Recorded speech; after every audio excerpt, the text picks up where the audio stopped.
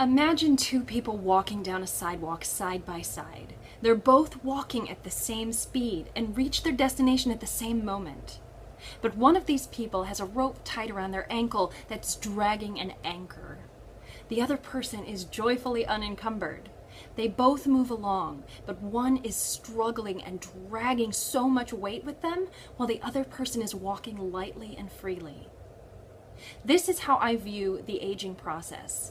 In our society, there's so much of a stigma surrounding aging. There's a lot of fear and uncertainty that we hear in the world around us. Think about if you hear someone talking about aging. What are they most likely saying? Once you reach a certain age, it's all aches and pains. Time just flies by. Getting older is no fun. You hear these things. That's society's negative idea surrounding the aging process. The idea that we have to cling to the past and resist aging with all of our might. But hating, fearing, and resisting aging will not slow or stop it. So what are we to do? How can we implement the law of attraction into the process of aging? When we move forward through our life, surrounded in fear and uncertainty surrounding our aging, it's like we're putting on a blindfold. Our resistance is literally shutting out our vision for what we can be. When we remove that blindfold by making the choice to age consciously, then we can move forward in joyful expectation and gratitude. Using the law of attraction in the aging process is simply infusing gratitude into the passage of time. Just after I turned 21 years old, I had such a strong desire to be 30. I saw women in their 30s and they were so powerful and they carried themselves with such grace and they were incredibly focused manifestors, and I wanted that. So as I led up to my 30th birthday, I was so excited, and people thought I was crazy for being so excited about moving forward into my 30s. But I'll tell you what, the 30s have been the best decade for me so far, and I look forward to what else is to come. As you're manifesting what you want in your future, you have to figure out what stories are society's stories and what stories are yours. The things that you've heard about aging from friends, family, and other members of our society are not necessarily your beliefs, even though you may have held them so strongly and tightly in the past. Moving forward in the law of attraction is deciding what do you really believe and then giving your energy to those thoughts and beliefs. We can't change society's collective ideas about aging, but we can change how we feel about it. And just like drops of rain in a pond, those ripples go outward and those ripples begin to touch the ripples of others. And soon you create a larger scale change based on the acts and beliefs of the individual. In Japan, they have a celebration of the 60th birthday called Kanreki.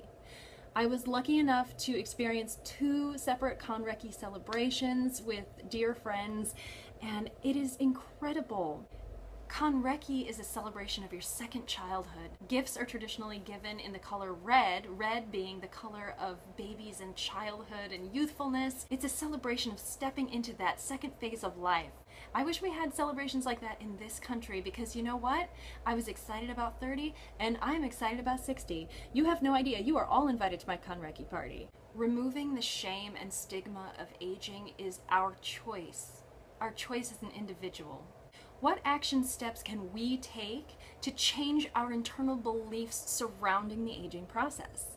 One thing is that you can mind your talk. Know that words have power. And when you speak those limiting beliefs that you've heard society mention about aging, you're actually empowering those beliefs.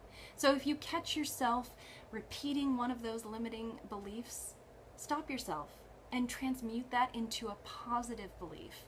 Instead of saying, oh, once you get to a certain age, everything aches, you might talk about the things that you can do now that you couldn't do then, or the pieces of wisdom that you know now that you didn't know then, or the beautiful relationships that you have now that you didn't have then.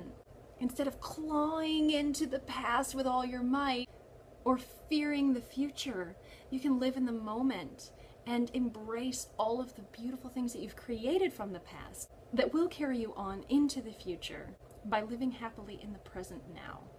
You can also envision a future that you would like for yourself that embodies those positive attributes that you've created through taking the limiting beliefs and turning them into something beautiful. The way I envision my future is that I have long, long white hair. My hair is much longer than it is now and beautifully shiny white. I see myself beside a lake teaching yoga.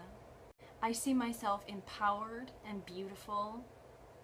This is how I see my future. This is how I see my aging process, and this is the future that I am creating for myself. So in this moment, you have to decide, what kind of future do you want?